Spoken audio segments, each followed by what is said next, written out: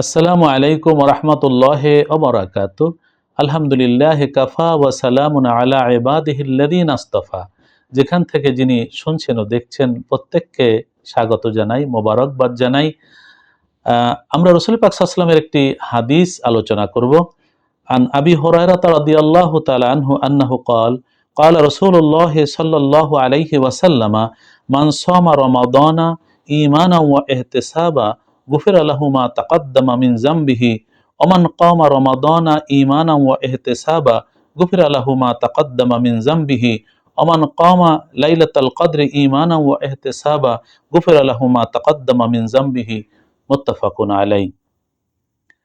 রাসূল আকরাম সাল্লাল্লাহু আলাইহি ওয়াসাল্লাম বলেন, হাদিসটি হযরত আবু হুরায়রা রাদিয়াল্লাহু বর্ণনা করেছেন যে নবী সাল্লাল্লাহু আলাইহি ওয়াসাল্লাম বলেছেন, যে ব্যক্তি ঈমানের সাথে এবং সওয়াবের আশায় রোজা পালন করে, রোজা রাখে, আল্লাহ পাক এই রোজার দ্বারা তার পূর্বের জীবনের সকল গুনাহ ক্ষমা করে দেবেন। আল্লাহ রাসূল সাল্লাল্লাহু আলাইহি ওয়াসাল্লাম আরো বললেন, যে ব্যক্তি ঈমানের সাথে ও সওয়াবের আশায় রমজানের রাতে নামাজ আদায় করে, আল্লাহ পাক রব্বুল আলামিন তাকেও তার পূর্ববর্তী জীবনের সকল গুনাহ মাফ করে দেবেন।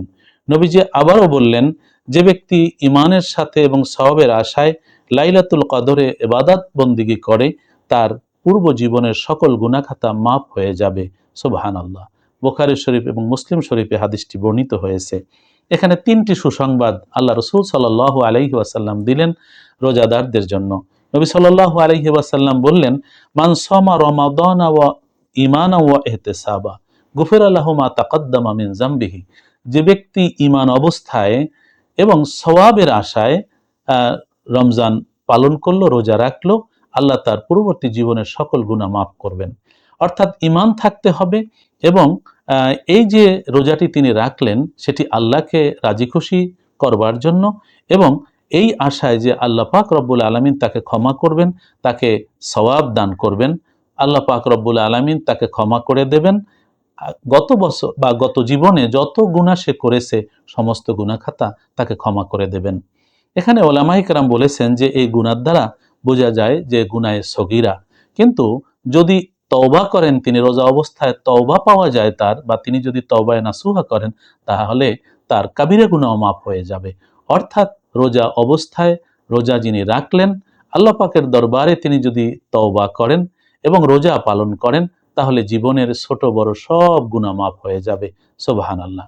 নবী সাল্লাল্লাহু আলাইহি ওয়াসাল্লাম দ্বিতীয় যে সুসংবাদটি দিলেন সেটি হলো এই, ওমান কামা রমাদানা ঈমানান ওয়া ইহতিসাবা গুফিরা লাহু মা তাকাদ্দামা মিন যামবিহি। নবীজি বললেন, যেই ব্যক্তি রমজানের রাতে দাঁড়িয়ে নামাজ আদায় করলো, ইবাদত বন্দেগী করলো, আল্লাহ তার পূর্বের জীবনের সকল গুনাহ মাফ করবেন।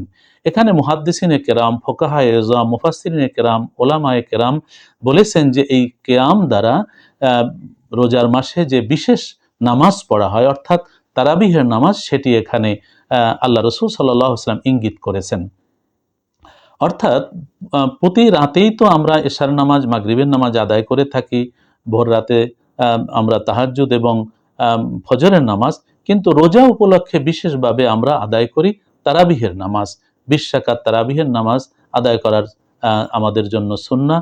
আল্লাহ রাসূল সাল্লাল্লাহু আলাইহি ওয়াসাল্লাম নিয়মিত করেননি, কিন্তু হযরত ওমর ফারুক রাদিয়াল্লাহু তাআলা আনহুর সময় সকল সাহাবায়ে কেরাম ঐক্যমত পোষণ করেছেন যে 20 রাকাত তারাবিহের নামাজ জামাতের সাথে কোরআন খতমের মাধ্যমে পড়া, আদায় করা, এটির উপরে সাহাবায়ে কেরামের ইজমা হয়েছে।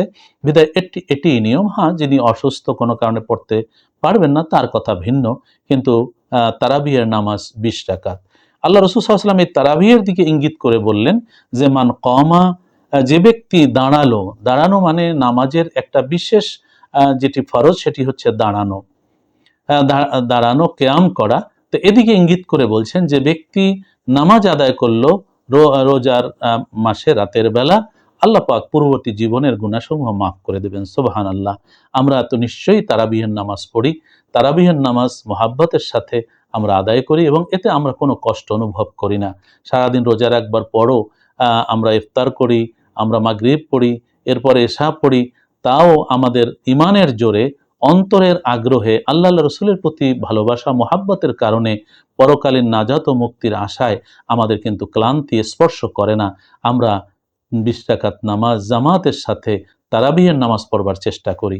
এটি যে খুব কম গুরুত্বপূর্ণ সেটি ভাববার কোনো কারণ নেই, কারণ আল্লাহ রসুল স্পষ্ট সহিহ হাদিসে উল্লেখ করলেন, যে ব্যক্তি রমজানের রাতে নামাজ আদায় করলো, আল্লাহ তার পূর্ববর্তী জীবনের গুনাহখাতাসমূহ ক্ষমা করে দিল। সুবহানাল্লাহ।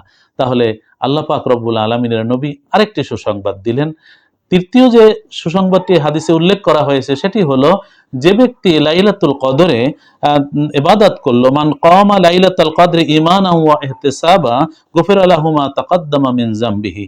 আল্লাহ রাসূল সাল্লাল্লাহু আলাইহি ওয়াসাল্লাম ইরশাদ করলেন, বললেন, যে ব্যক্তি লাইলাতুল কদরে ইবাদত বন্দেগী করলো, অর্থাৎ কদরের রাতে ইবাদত বন্দেগী করলো, আল্লাহ পাক তার পূর্ববর্তী জীবনের সকল গুনাহ মাফ করে দেবেন। লাইলাতুল কদর এমন তাৎপর্যপূর্ণ রাত, আল্লাহ পাক রব্বুল আলামিন যার জন্য পবিত্র কোরআনের একটি স্বতন্ত্র সূরা নাজিল করেছেন, সূরা কদর, এবং সেখানে বলা হয়েছে লাইলাতুল কদরে খয়রুম মিন আলফি শাহর, হাজার মাসের চেয়েও একটি রাতের মর্যাদা বেশি। সেই রাতে যে ব্যক্তি ইবাদত করলো, বন্দেগী করলো, আল্লাহ রসুল বললেন তার পূর্ববর্তী জীবনের সব গুনাহ মাফ হয়ে যাবে। সুবহানাল্লাহ। তো এই তিনটি সুসংবাদে হাদিসে বর্ণিত হয়েছে। রমজানুল মুবারকে আমরা তিনটি সুসংবাদই অর্জন করতে পারি।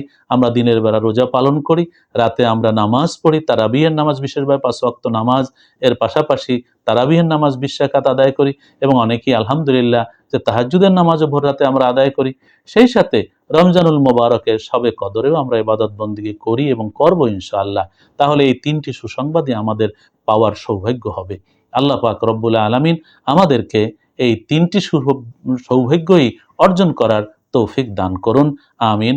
ভালো থাকুন, নিরাপদে থাকুন, বেশি বেশি দরুদ ও সালাম করুন প্রিয় নবী মুহাম্মদ রাসূলুল্লাহ সাল্লাল্লাহু আলাইহি ওয়াসাল্লামের উপরে। আসসালামু আলাইকুম রাহমাতুল্লাহি ওয়া বারাকাতুহু।